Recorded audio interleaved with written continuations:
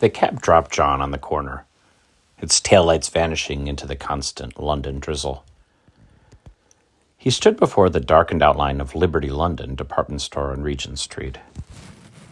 There was something almost theatrical about the building after hours, its grand Tudor-style facade stripped of daytime bustle, lit by soft yellow exterior lights. The mannequins frozen in their window displays, dressed for another season and looking like relics of someone else's dream. It reminded him of Christmas, even now in September. He tucked his hands into his coat pockets, glancing left and right. The street was empty, the faint glow from the street lamps casting long shadows. John made his way around to the back, finding the small, painted-over door hidden between walls of peeling brick, where customers couldn't see it. There was a key he kept on his ring, one he'd once claimed was for the shed, though Rachel never questioned it further. He slid it into the lock, felt the familiar click and stepped inside, the narrow stairwell waiting, as if for his return. He took the stairs slowly, listening to the echo of his own footsteps, feeling the weight of each step as he climbed up into the shadows. He remembered finding the key in the door once, and in a moment of uncharacteristic impulsivity, had turned it, discovering this forgotten apartment above Liberty's. It was as if the place had invited him in. Taking the narrow staircase up, using his cell phone for light, he'd arrived at a Victorian studio, a hidden room away from the world, yet somehow part of it. He'd had excuses ready that first night, just in case. Claimed he'd been lost, looking for the gents. But there had been no one there. It felt like something out of Sherlock Holmes, he'd thought. A 221B Baker Street-style studio with a fireplace. A cramped little room with old furniture and worn character. He just sat there that night, watching as the world went by beneath him. Maybe a store manager used to live there, he decided. He'd kept the key ever since. Now, on this September night, with the sun just set, he used his phone to guide him once more up the stairs. At the top, he pushed open the door and felt the dry, musty air greet him like an old acquaintance. The studio was as he'd left it, worn and sparse, with odd pieces of furniture from an era of forgotten taste. He'd left a note on the table as a lark, giving his contact information to see if anyone else ever came up here. It was still there. Gas lamps lined the walls, though he'd never figured out how to turn them on and doubted they'd work even if he tried. He walked to the window, pulling a slim torch from his coat pocket and clicking it on. It was better than his phone light, he thought, as he swept it over the room. The empty armchair by the window, the low table with its scratched surface, the lone bookshelf with a few crumbling paperbacks from someone's 1932 reading ambitions. John settled into the armchair by the window, gazing out over the city lights that stretched away into the night. This view, somehow, was what he always came for. There was always foot traffic on Regent Street.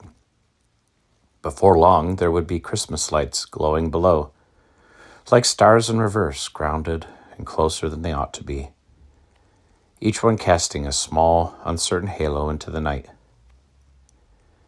He sat back, feeling the worn fabric against his shoulders, his hands resting on the chair's arms. It was strange, the comfort he'd found in this place, how this hollowed-out little studio, an abandoned space above an old department store, had become his refuge. He let his gaze drift, settling into the quiet, letting the stillness press down around him. He'd needed this space over the past year, more than he'd like to admit. It was a place to breathe without the weight of expectations, without Rachel, the kids, or reminders of the things he'd done or hadn't done. Here he was untethered, no one's father or husband or even writer really. Just John sitting alone, watching a city that neither knew nor cared for him. Was this meditation, he wondered? Yet tonight something else edged into the silence, a small restlessness. He couldn't quite name it, but there was a melancholy to the comfort, as if even this room, this hidden sanctuary, was somehow holding its breath, unable to answer the questions that had begun to crowd in on him. It was a place, and it was a good one, but it wasn't enough, not tonight. He could sense that much. And after sitting for a while, he got up and decided to look around the apartment with the torch. There was a slim closet near the spring mattress. He opened it and saw a few boxes and odds and ends. Reaching it, he pulled out a framed picture and shone his light on it. An antique, faded painting of a woman holding a child. Dusting it off, he found a nail in the wall and hung it up. Our Lady of Perpetual Help, he read. How long had it been buried there? He stared at the icon, certain now that it was something sacred, remembering similar ones he'd seen in Greece. He sat back gazing at it, imagining with his writer's mind what soul had bought it and hung it there. Perhaps someone like him, sitting alone, wondering about the world, unable to find happiness, yet looking to someone to lead them there. John sat in the winged armchair, watching the city lights blink in and out through the faint mist gathering outside the windows of his hidden apartment, feeling himself grow drowsy. The icon of Mary on the wall caught his eye from time to time, as if there were now 3 people in the room instead of 1, though he couldn't quite understand why he'd chosen to hang it there. It was unlike him really to give any thought to religion. The little he had considered it was mostly scornful, dismissive. He'd always kept a healthy distance, finding solace instead of routine. In distractions he could control. Leaning back, he tried to relax into the worn fabric of the chair. But the comfort he usually found there was elusive, unsettled by something he couldn't name. He pulled his coat tighter, feeling the room's dampness creeping in. There was something unsettling about the way the icon on the wall seemed to look past him, as if it were watching over him, looking over his shoulder, something just beyond his sight.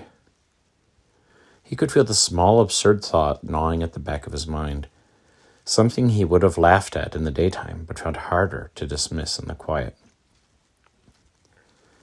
Reaching for his phone, he scrolled through old messages, skimming past texts from Rachel, Daniel, and the usual notifications from his editor. The phone's glow illuminated the dim room, casting Mary's shadow across the opposite wall. He paused on a photo of his family from years ago, a trip to the Lake District when the kids were young. Daniel was 12, his face lit with unrestrained joy that children eventually outgrow. Sophie was 7, holding a flower she'd picked by the lakeside. And there was Rachel, hair windswept, looking at him with an expression he hadn't seen in years. He let out a long breath, and the memory faded as he put the phone down. Looking out over the city again, John wondered how he'd ended up here. In this hidden room on a quiet night, with a painting of Mary watching over his shoulder. It was strange, an unwelcome presence, yet it stirred something in him he couldn't quite place. The comfort he'd come here to find was being nudged aside by a vague sense of loss, an ache he didn't entirely recognize. His phone buzzed unexpectedly, jolting him from his thoughts. The screen lit up with a call from his friend, Simon. "John, mate, how's it going?" Simon's voice was light, though John could sense an edge to it. "Same as ever," John replied, leaning back and closing his eyes. "What's new with you?" "Oh, not much. Just thought I'd check in. You in the city? Haven't heard from you in a while." There was a pause. "You've been hard to pin down, John. Everything all right?" John hesitated. Simon had been his editor once. Years ago, though he'd remained friends. John rarely let anyone into the parts of himself he couldn't easily explain. "Yeah, fine, I'm on Regent Street, actually," he replied, a bit too quickly. "Just working things out, taking a breather, you know?" "That's great, I'm in town. How about meeting up for drinks?" John rubbed his temples, feeling the edges of his restlessness pressing in again. "Oh, sure. Where?" "Artisan. You remember the Langham Hotel?" Yeah, that sounds good." Another pause. "All right, well, just remember, you're not out here alone, yeah? I know you like to keep it to yourself, but sometimes you gotta let others in. Could you make it in, say, an hour?" John confirmed and hung up. He gave one last look at the icon.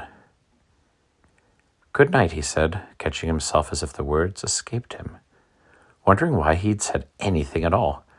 A faint, almost embarrassed smile, he looked back at the image. "Well, for what it's worth, we're roommates. Say a good word for me to the man upstairs, won't you?" John locked the door behind him and stepped out into the night.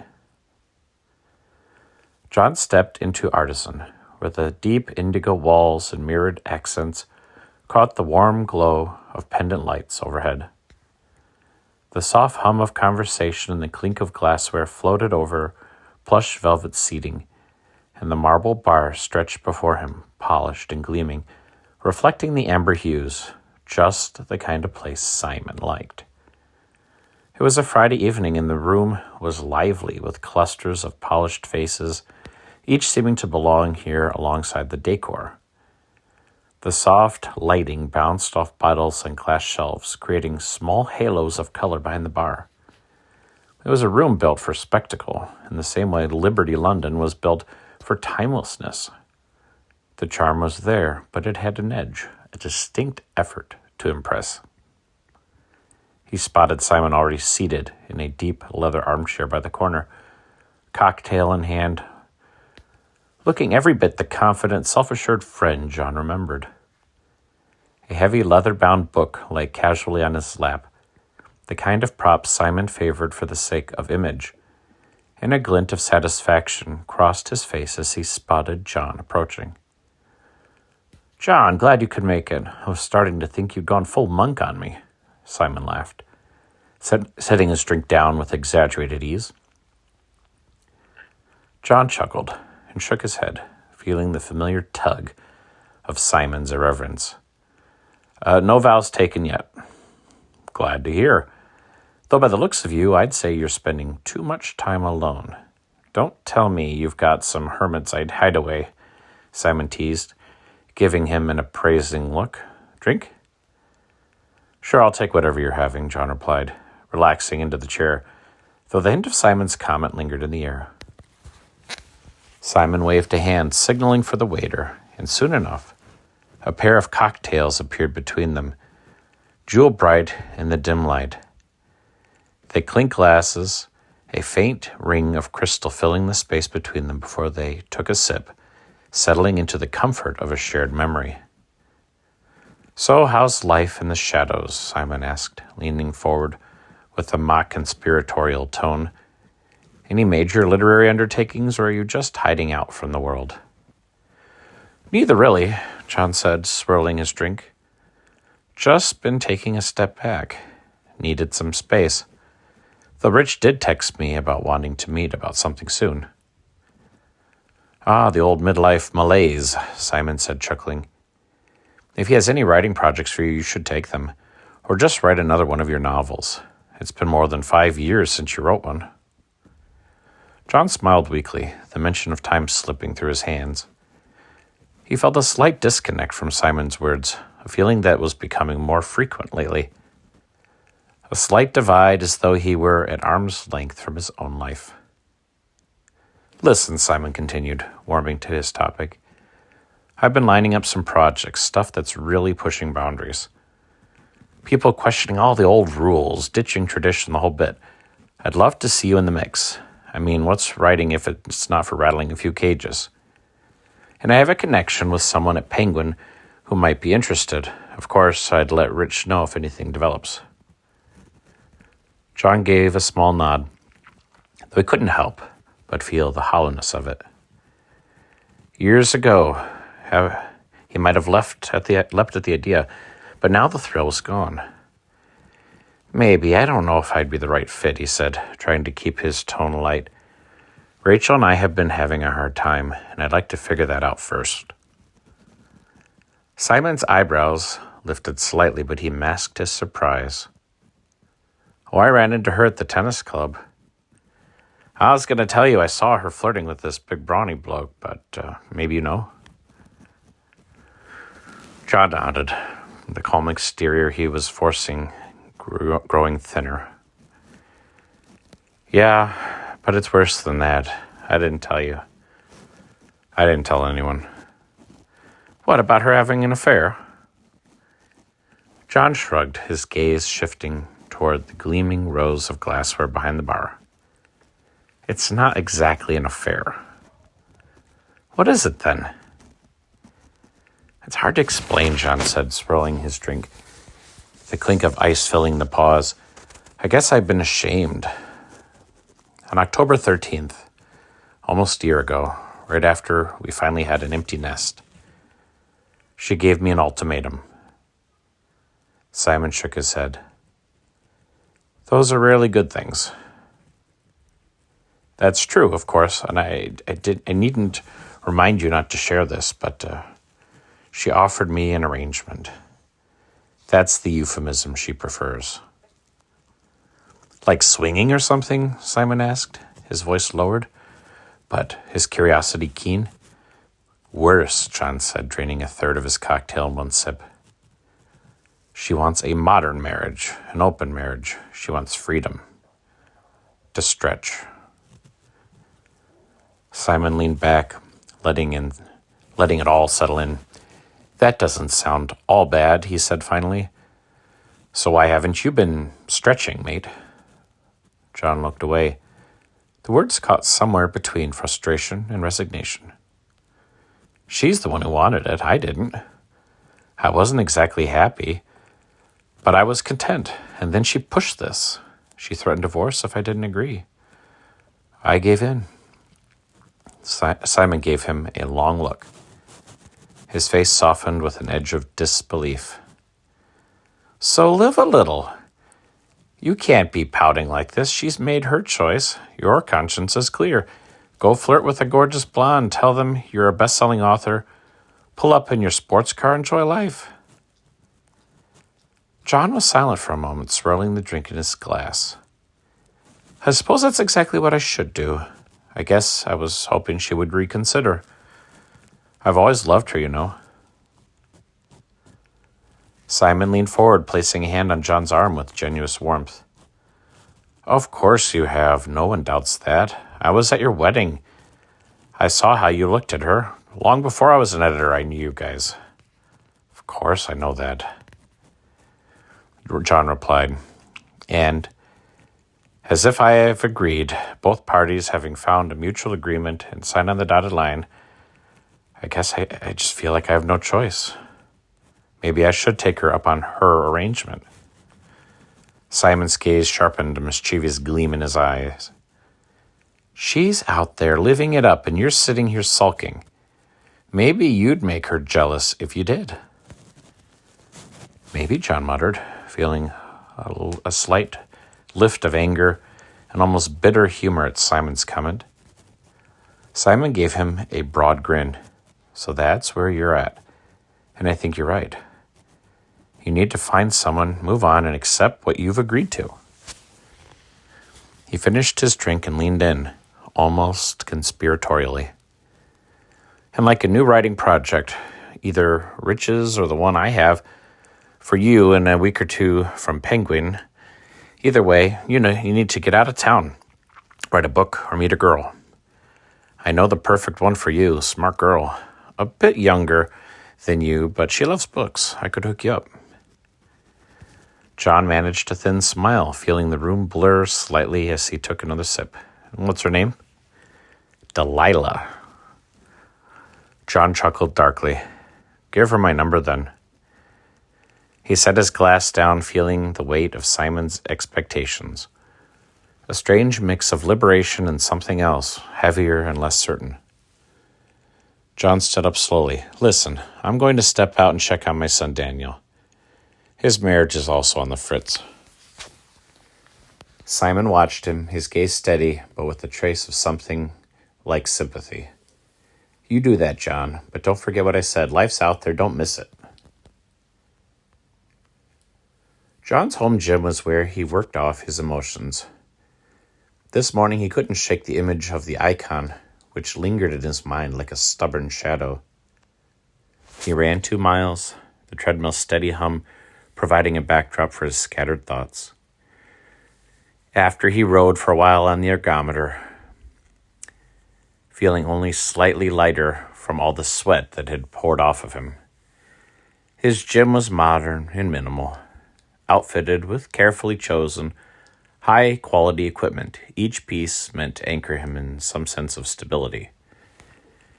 He began a set of curls, but halfway through, Simon's words from last night crept in. Live a little. The phrase echoed, urging him towards something he wasn't quite ready to name, yet he could feel it tugging at the edges, almost like a dare. A buzz from his phone broke his concentration. He glanced down and saw a message from Delilah. Good morning, John. This is Delilah. I got your number from Simon.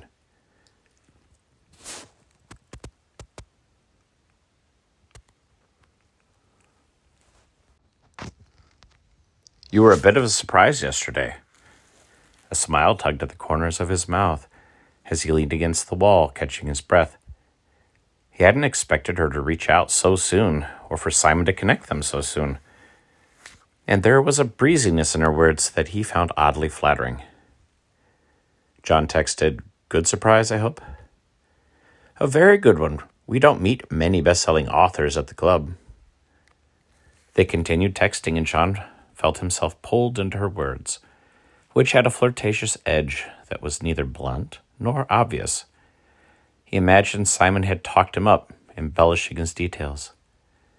They even swapped photos. He sent her his author portrait, and she a shot of herself outdoors dressed for hiking with an easy, windswept look. Her wit was sharp yet light, drifting into books they admired, veering off into the quick philosophies and her take on modern publishing. He found it easy, the kind of exchange that felt both intellectual and charged, a rarity in his recent life. How about we continue this in person?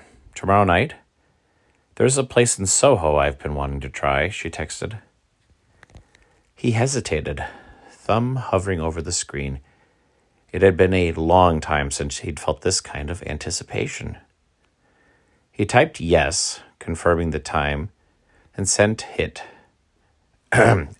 send, feeling a small thrill ripple through him. But as he set his phone down, a pang of something colder settled into his chest, an uneasy contrast to the excitement he'd felt moments before. Leaving the gym, John made his way to the bedroom. His attention drifted to Rachel's side of the bed, untouched, the comforter smooth, undisturbed. She hadn't come home last night, and he had no idea if she'd be back tonight. The emptiness echoed through the room, magnified by the quiet. He felt a pang of guilt, an instinctive reaction to seeing the bed empty, even though her presence here had brought little warmth in recent months. He wasn't even sure what he was hoping for anymore, but he had the distinct feeling he was towing some line, one he hadn't meant to cross, but had arrived at all the same. Shaking the feeling off, he scrolled through his phone and found Delilah's phone number. He hit call, hoping his son might help ground him, might say something that could dissolve the quiet ache lingering in his chest. Daniel's line rang, but it went to a voicemail. John ended the call, staring at the screen, the silence of the bedroom pressing in around him. Daniel rarely missed calls, and John couldn't shake the worry that things were unraveling more than he'd thought. He told himself Daniel probably needed space, but it was becoming harder to ignore the nagging feeling that things were slipping, like the foundations he'd built were coming undone, bit by bit. Another buzz pulled him from his thoughts, a text from Rich. Rich was his agent and had been for many years. Rich texted, "Hey, let's meet for lunch tomorrow if possible. I've got an offer for a writing project, something quirky with a little bit of travel if you're up for it." John allowed himself a small smile, already considering the idea of an escape, a chance to step out of the mess surrounding him. The thought of a new project stirred something he hadn't felt in a long time.